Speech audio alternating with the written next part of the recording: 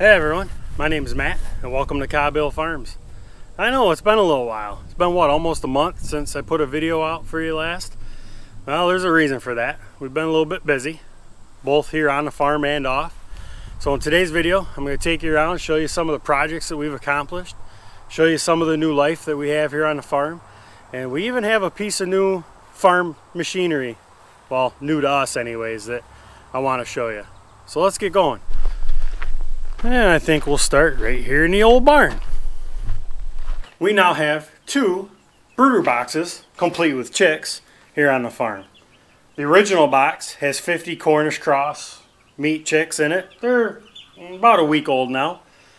This box over here, the new box, has 50 egg layer chicks. It's a combination mix of barred rocks and white leghorns. I believe there's about 25 each. This new brooder box is built very similar to the old brooder box. The dimensions are the same. It measures 4 foot wide, 8 foot long, 2 foot high.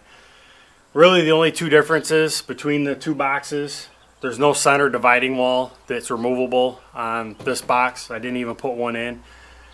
The egg layer chicks are a little bit more hardy than the meat birds are. They require less heat. So I just didn't think we really needed to put that dividing wall in. The other thing that's different is this lid assembly. I only made the front half removable, hingeable, whatever you want to call it. The back half, the wire is fastened to 1 inch wide boards. Those 1 inch wide boards are screwed to the sides of the plywood. So when we're done with this for the year, we can take those series of screws out and take this thing all apart just like the old box and lean it up against the barn wall where it's out of the way, out of sight, out of mind until we need it next spring. As you can tell by the overabundance of brown grass we have in our yard, it's been pretty dry around here this summer. July we only recorded about 1 inch of rain all month long, and so far August hasn't been any better. So in an effort to keep our pasture chicken product the same and give our chickens something decent to eat, we've been irrigating our yard pasture for probably the last 2.5 weeks or so. Every morning and every evening I'll fire the sprinkler here up for about an hour or so, and it does definitely make a difference. There's definitely some green out here. The grass is growing, and to me it's a necessity. A lot of people like to water their gardens. Some people like to water their yards to keep everything nice and green. I like to water our yard pasture so that way our chickens have some nice green grass to eat, not some dead stuff that isn't really doing much for them. We just wrapped up tractor show season. That's why Stacy's Farmall H and Logan's Alice Chalmers C and Logan's Farmall Super C are all sitting outside. I haven't got them put away yet. Last week was the Pageant of Steam in Canandaigua, New York, their 65th reunion. It was also the regional show for the Alice Chalmers collectors, the Gathering of the Orange. It was a good week, a lot of cool stuff to look at. Logan did some tractor pulling. A few weeks back, we had the Marion Pioneer Gas Engine Association tractor pull antique gas engine show. That was a good time. I got a little bit of footage of that. That'll be towards the end of the video of Logan and I doing some tractor pulling and just some random footage from that. But it was a good time. I'm glad to have the tractor show season behind us. Let's go see what's new with the cattle, because probably out of the last 3 weeks, the biggest change here on the farm had to do with the cattle.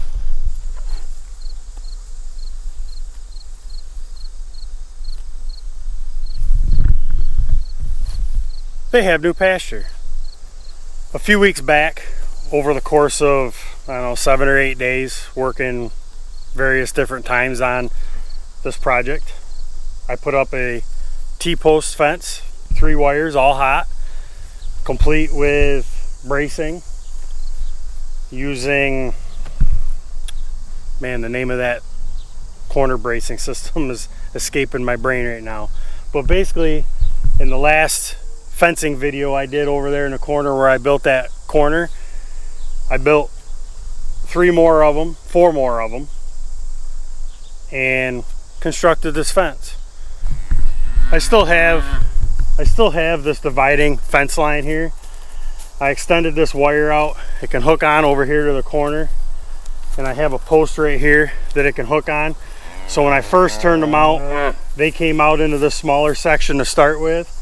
They grazed that for about a week, and then I swung the gates over there, and they've had this bigger section for, I don't know, about a week or so now. So this is where they're gonna be for the next 5 days, and then they're probably gonna have to go back in the barnyard. We really need some rain. Now that we got the pasture for the cattle, I'd like to have them out on pasture as long as we possibly can. The other thing we've done is we started feeding grain to the cattle. About 2.5 weeks ago or so, I ground a batch of feed for them. I got the ear corn, all the stuff that goes in with it, and got that ground up, and they sure been loving the grain. I got a new toy. Well, new to me anyways, in the form of this 5-foot House brush mower. For those that have been watching the channel for a while, know that the brush hog mower that I had last year had a catastrophic failure somewhere in this area. There was a rust hole up here, and the blade loosened up and came up through the rust hole and sliced the top deck all the way back to about that main frame. I have been watching Marketplace, looking for a good used but not outrageously priced bush hog, and anything I found that was within my price range was in no better shape than the bush hog I had.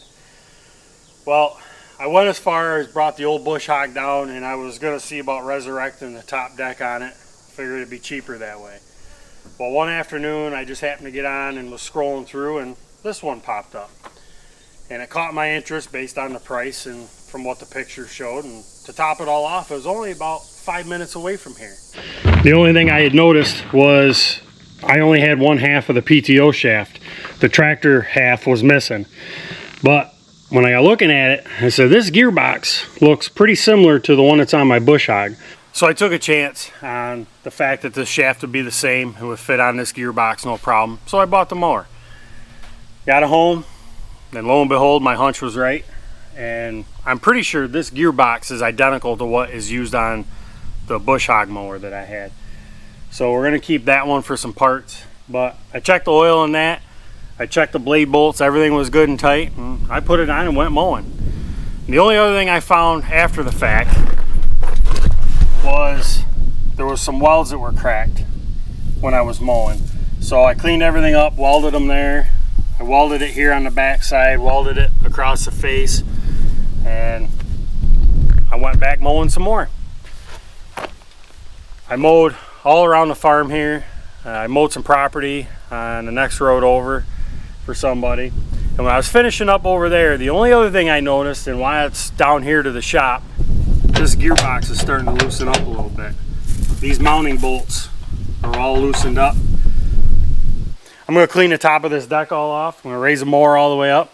I want to get underneath there and see what's going on with the bolts from the bottom side. I'm guessing there's nuts on the bottom side, and everything just probably needs to be tightened up.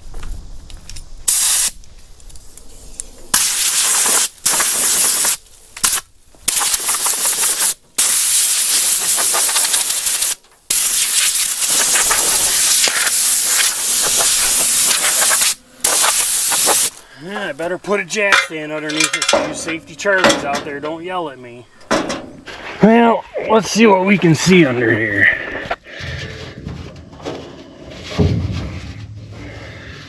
Well, I can't feel anything. Let's see if we can see anything. Oh yeah, there's the bolts. Well, the nuts anyways. Well, let's see what I gotta do to get on these bolts.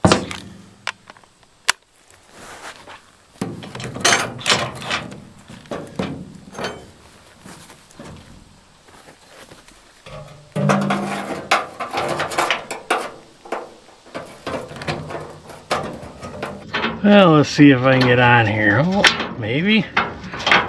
Haha, look at that.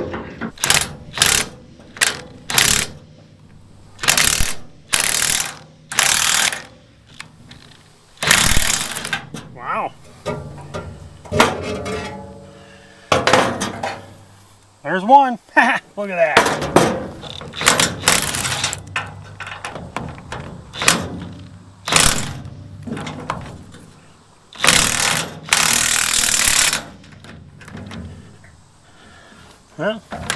There's two. Well, I got all 4 bolts to tighten up on the gearbox. I can't say I'm going to trust it for life. This winter I'll bring it in the shop. I want to sharpen the blades, so I'll take the blades off, take the stump jumper off, and I'll replace all 4 bolts. Put some good washers and lock washers and nuts and stuff on, and we'll make it right. But for right now it ought to work, so let's go out and try it and see how it does.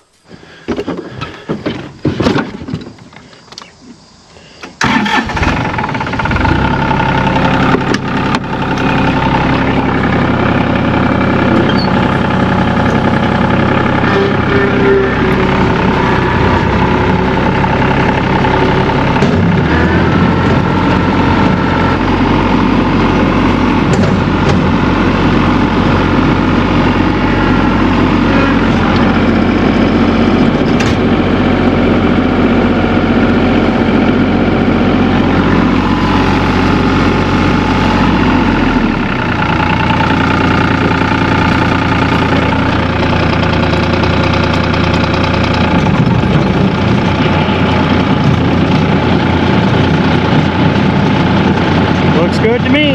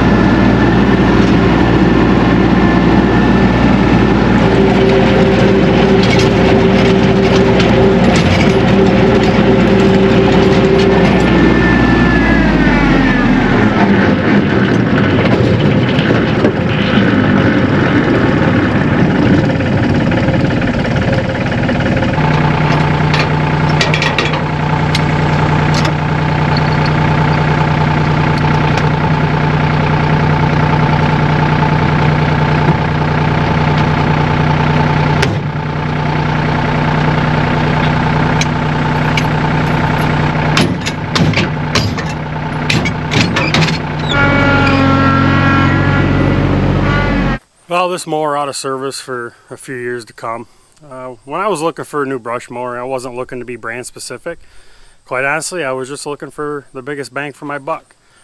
What I found on this House brand brush mower, they went out of business in I think 2017. They were made right here in the United States. I don't remember where off the top of my head, but they were made here, so that was a positive to me. From what I do read, they may not have been the most heavy-duty built mower, but that's alright, because from what I'm going to do with it, mowing field driveways and general property maintenance and field edges, it'll work just fine. Before I end the video, I had a couple people ask me on how the pumpkins are doing. Well, I figured I'd come out and do a little video and show you how they're doing. Not very well.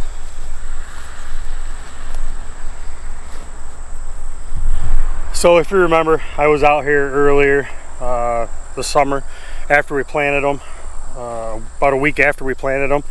we got 3 inches of rain in about 45 minutes time, and this field was just about underwater. So I didn't know what to expect. Well, I come down here and checked on them periodically, and you couldn't really see them through the weeds. But I came down with a tractor and a field cultivator and ran through here, and what a mess.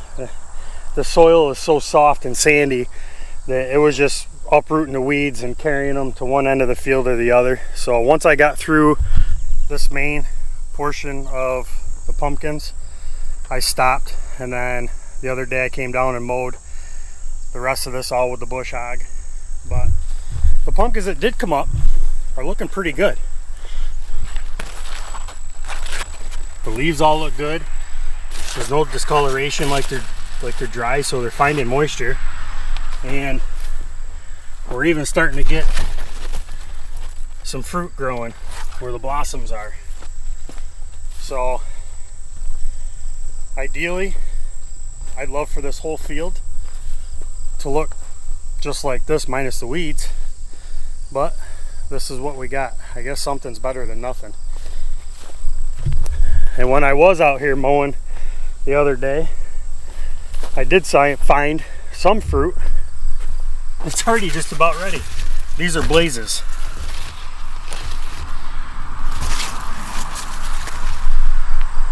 And unfortunately, this whole row was supposed to be nothing but blazes. But we got some over here.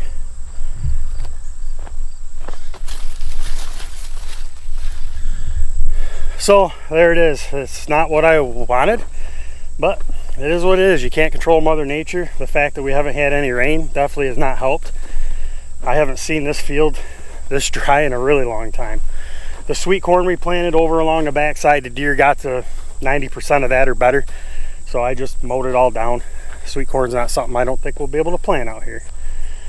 So that's an update on the pumpkins. If you enjoyed today's video, give it a thumbs up. If you like our channel, as always, we ask you to subscribe. I hope you have a great rest of your day.